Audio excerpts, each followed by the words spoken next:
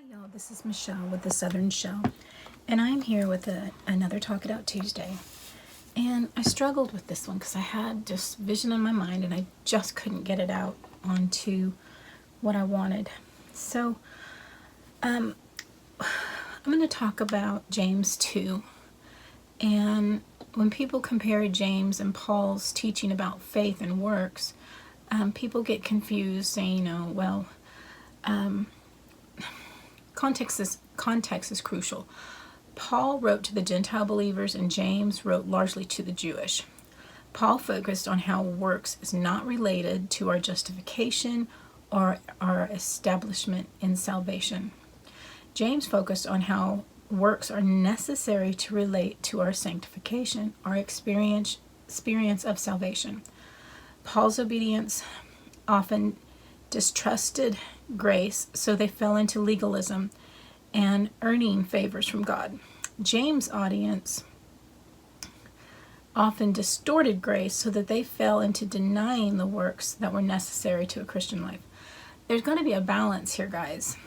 So there's a couple different examples of faith. In James 2:15 through 26, James gives the examples of both false and authentic faith. The examples have to do with outward actions. The conclusion in verse 26 couldn't be clearer. As the body without the spirit is dead, so is faith without deeds is dead. When they talk about false faith and authentic faith, we want to talk a little bit about false faith knows about the saving truth, but is a stranger to their living power. So they know about the truth. They've been exposed to the truth, but they don't know about the power that God gives to that truth. God-given faith is a transformation with proclamation. I'm reading from a Bible study here. Tragically, people can say they have faith, but not have saving faith in Jesus Christ alone. James says, in effect, if your faith is only an intellectual faith, then you are at the level of the demons and Satan. For what we know and how we feel are not the proofs of salvation. It's useless. False faith does nothing of value. It produces no results. John 3:8 records that Jesus is teaching that the Holy Spirit is like the wind. He says the wind blows wherever it pleases. You can hear it sound, but you cannot tell where it is coming from or where it is going. So is with everyone born of the Spirit. God, the Holy Spirit, is invisible, yet he is observable in effects. The same way with authentic faith, which produces fruitfulness, believers cooperate with the Spirit, is also an observable and in its effects. Dead false faith is dead, and a faith without works in God is not faith that saves. Dead faith can deceive its owners by believing they have life. James already mentioned the importance of how we treat distressed orphans and widows. Here again, he brings them to the reader's attention and commands against favoritism, discrimination, as well as empty words. So, authentic faith. James contrasts false faith with examples of his ancestors. Authentic faith. Authentic faith is complete words and deeds working together. Abraham's authentic faith. James makes clear that works never justified Abraham. Instead, Abraham's faithful obedience when God commanded he sacrifice Isaac proved his faith. God already declared Abraham justified, meaning righteous or right with God through grace. The evidence of his actions outwardly confirm the faith of Abraham and Isaac's belief. Faithful actions also serve as a testimony from God's people to encourage one another and display God's power to the world. Rahab's authentic faith. James confronts any discrimination in his letter first to the reader. God upholds the Gentile prostitute Rahab as an equal in authentic faith to Abraham, the beloved patriarch of the covenant. Now, I think that's always just kind of been, oh my goodness. Rahab had an authentic faith, and she was the only woman listed in the lineage of Jesus Christ. What does that say? Her faith he's telling it, her faith was the same as Abraham's, stepping out. Faith lives in the hearts born for obedient service through saving a union with Jesus Christ. If such works are not present to express our union with Christ, then James denies the reality of the union. James's unavoidable point is the nature of God-given faith is to work in cooperation with the Spirit to please God. Now, when I was reading through James, I went and it just hit me, you know, the Lord will give us something to do. He will talk to us. He will share what he wants us to do to move forward, to prove his faith. But it is not just for us. It is for the glory of his kingdom. And so I know that an example that kind of came to my heart was, you know, Noah built a boat. The Lord told him to build a boat, and in faith, he built that boat. People around him, I mean, it had never rained. Nothing like this had ever happened before. And here he's building this great big boat in the middle of where there's no water. That's faith, guys. Now, we can go to church and we can sit there and we can do nothing. But does that truly make you a Christian? Because you go to church and you sit there? Now, you're getting fueled. You know, the Lord may be telling you to help in the nursery. They need assistance. What if they need help with a food drive or delivering foods to the shut-ins? You know, those are deeds.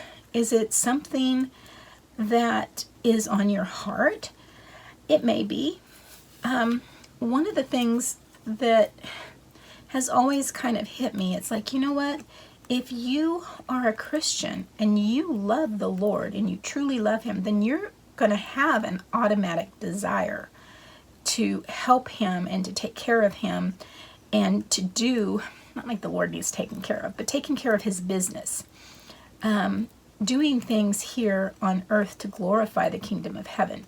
That is what he's asking us to do. And if we are, it's like with my kids, I'm going to do what I can to help my children out because I love them, not because I have to.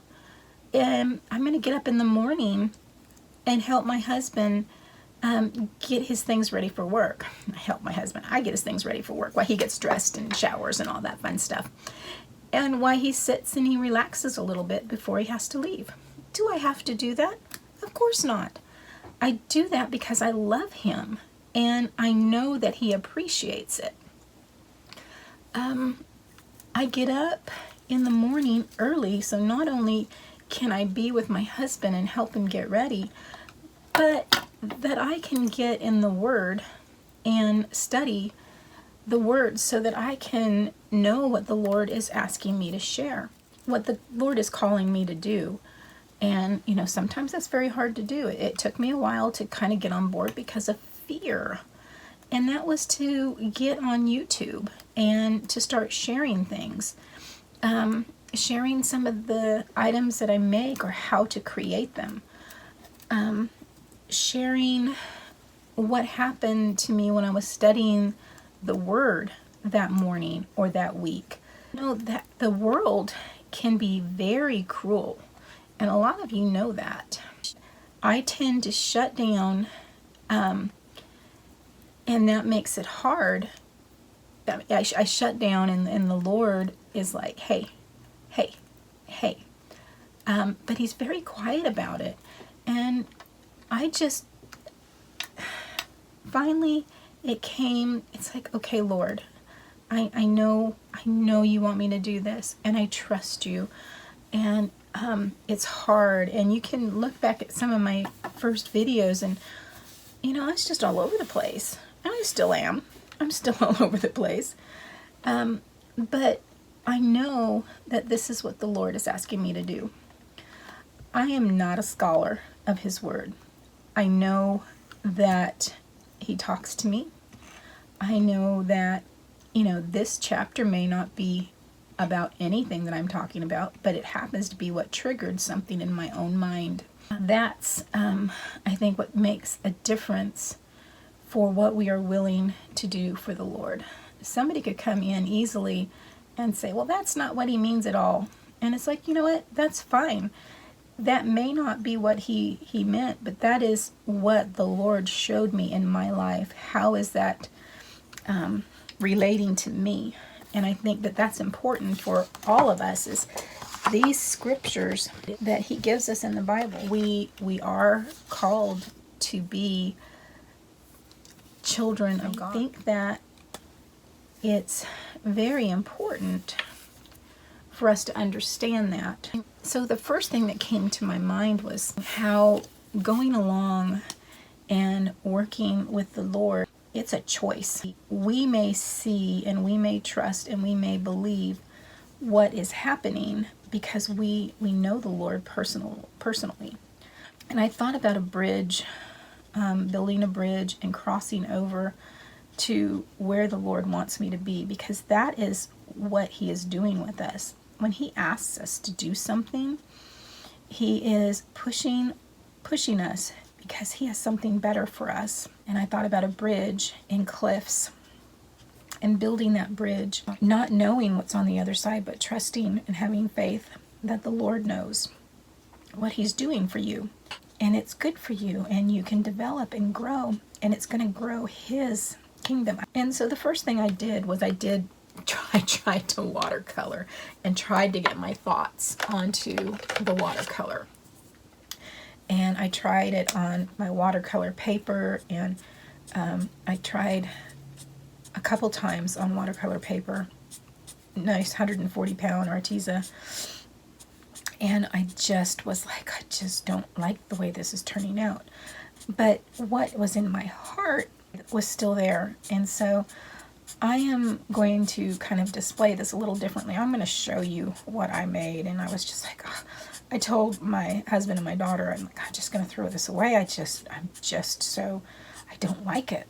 But guys, this is what He asked me to do, and I'm going to show it. I may not like it, so I'm going to give you a quick peek at it. Okay. I finally did it on cardstock because I was tired of wasting my good paper, and it turned out better than the ones I did on, but it's warped now. I'm like, dang it, I wish I would have done this on my watercolor. But it's still not what I like, but it kind of gives you the idea. Look at the difference of things over here. We have the greenery and we have the trees, and we're over here, and we're asked to go over here, but there's no bridge, and so we have to create that bridge. We're building that bridge because that's what the Lord asked us to do. Now, it may not be an easy thing for people to see us do. They may look at that as we're building this bridge and we're moving forward with what the Lord has asked us to do, and people are looking at us like we're absolutely crazy.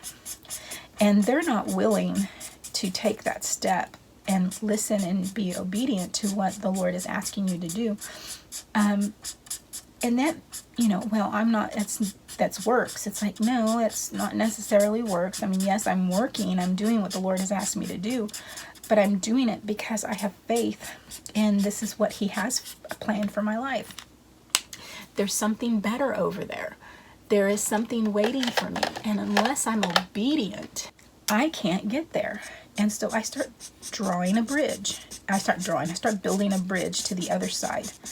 And people are watching me, and I'm completing this bridge, and I know the construction of the bridge, and I know the integrity of the bridge because I built it with the Lord, and I followed his instruction. I got there per his instruction, and I crossed this bridge. Well, my mom doesn't like bridges. She doesn't like water. So she sees this, and she has faith that that bridge is there. She knows it's there. She sees it. She can touch the handle of it, but she's not going to that edge because she just is terrified of water. It is really hard for her to understand what I'm doing or to even cross that bridge with me because she has fears and she doesn't understand and she does not have the faith that what I have done is in the Lord or from the Lord. She doesn't have that faith. Her faith is only that there's a bridge there. She doesn't have faith in the integrity of that bridge. She doesn't have faith in the reason that I've been called to that bridge. So my mom is not going to go close to that bridge. She is not going to cross that bridge. She's just not going to do it. You know, we all have done things in our life that we just, it's like, no, I'm not going to do that. It's too scary. I'm not going to quit my job. It's too scary. I'm not going to get out of this relationship. It's too scary. The world out there is scary. People out there are scary. I don't want to have to start a new relationship. I don't want to have to, whatever it happens to be. Guys, the Lord is calling us to do different things. And we need to have faith that what he is asking us to do has got a wonderful purpose. Well, guys, I feel like I kind of got off on a tangent. So I'm just going to come back in here. Just share a little bit of just the final stuff. Here's what I came up with, my final project. And I just wanted to kind of go over about the transformation we can have when we follow instructions from the Lord. He can take our life and transform it. And the things that he asks us to do is not only good for us, but good for the kingdom of heaven. And that's all he wants. He wants us to grow and to share the love, to love one another as we love ourselves, to love our neighbor, to love as Christ loved the church. I talk about how I love the butterflies. To me, they show just how much people can transform from the caterpillar to the butterfly. And we have that opportunity to share what the Lord has asked us to do. And that's where I want to leave this. I'm just adding a little bit of my Nouveau shimmering little glitz over the tops of these. That way I have a little bit more sparkle because I like my sparkle. But I want you guys to know that, life does get hard sometimes, especially when we're being asked to do something that we are uncomfortable with from the Lord. Sometimes we need to get out of our comfort zone for him. I know that for me, sometimes it's very difficult to step outside my own little box where I'm already comfortable. And I am grateful for you all. So grateful for your support on my channel and your support on my videos, on my Tuesday Talk It Outs. There's no judgment. You all know that I am here just sharing my heart. And I appreciate that. And so I just wanted to kind of close this up with the last little bits on my butterflies. Right now for me it's already almost noon on Tuesday, so I really struggled with this one. And I am just going to be grateful that the Lord kind of stopped me and said, hey, you're off. You're off on a tangent on this. This isn't where we want to go. And so I'm back, and I'm just going to show you what this I almost didn't like this one either, but you know, it is my Talk It Out Tuesday, and so it is just a little bit of creativity, and it is just a little bit of what the Lord has for me today. So thank you all for joining me. If you are not subscribed to my channel, I do hope you will consider doing so now by hitting that subscribe button. If you do want to know when I'm uploading a new video, you can hit that bell notification, and YouTube should let you know when I'm uploading a new video. Guys, as always, thank you so much for joining me on this Talk It Out Tuesday. I hope you all have a wonderful rest of the week. Stay safe. God bless. And bye for now.